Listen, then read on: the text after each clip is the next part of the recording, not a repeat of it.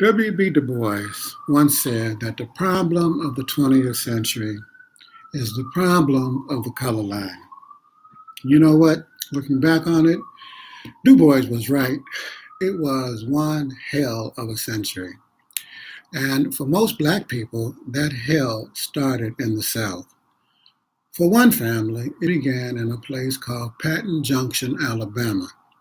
It was there that a group of black coal miners went out on strike. Their hours were too long, wages too low, and they had no rights that a white Alabamian was bound to respect. So they cast down their buckets where they were, and the tools, and the shovels, and went out on strike. And oh, the company wasn't having it. No, they called together the sheriff and a group of vigilantes, and they marched down to the Union Hall that sat in the middle of a cornfield. And the sheriff called out, "Hey, you boys, come on out of there now." The answer was silence. "I said, come on out." Again, silence. So the sheriff said, "Okay." And he picked up his rifle and put it to his shoulder. But then his son stopped him and said, "Daddy, let every man stand for himself." And the boy dropped down on one knee and put his rifle to his shoulder and then pulled the trigger. Boom! And don't you know that was the last trigger that that boy ever pulled? You see, the miners had been hiding in the cornfield, and when he pulled his trigger, they pulled their triggers too. And that was the end of Patton Junction and the end of that strike. Now, as the story goes, they sent in troops to break the strike, but the poor whites in the adjoining county cut the railroad tracks and the troops couldn't come in. And the miners and their families were able to escape. Some went to Oklahoma, but the house got blown down by a tornado. So they moved to a place called Wolf Pit, Kentucky, but the Klan drove them out.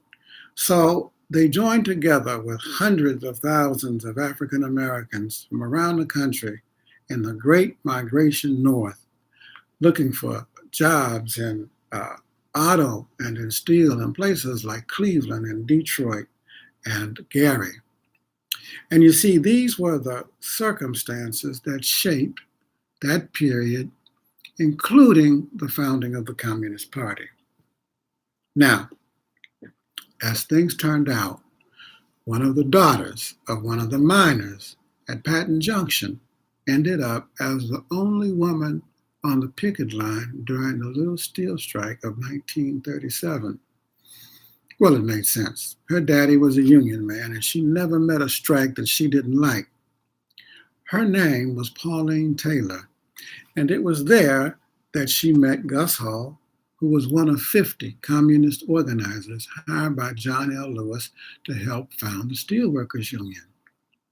She went on to lead the local NAACP, ran for governor of Ohio in 1948 on the Progressive Party line, and joined in the effort to ban atomic weapons, along with Madame Curie and Pablo Picasso and Islanda and Paul Robeson, the latter two with whom she became a little friendly. And maybe it was because of that friendship that one day she decided to invite Paul to town to give a concert. Excited by the idea, on the first day she called her church. "Why, sure, Sister Taylor, we'd be more than happy to have Paul sing at Shiloh." On the second day, she got it in the local newspaper. The headline read, "Paul Robeson to sing at Shiloh." On the third day, she got death threats. "There'll be bombs and bullets at Shiloh." On the fourth day, Shiloh canceled. Not to be outdone, she went to see the local chief of police who had just returned from a national FBI academy. And she said, "Chief Allen, we have invited Paul to town. There have been death threats. We need police protection." "Paul who?" he said. "Look, Mr. Man, either You do your job or we will do ours, but Paul is coming to town. And sure enough, on the day Paul arrived from Cleveland on the Greyhound station, he was met by a small caravan organized by the Steel City Sportsman's Club, a group of bear and deer hunting brothers who felt obligated to do what the local police department wouldn't.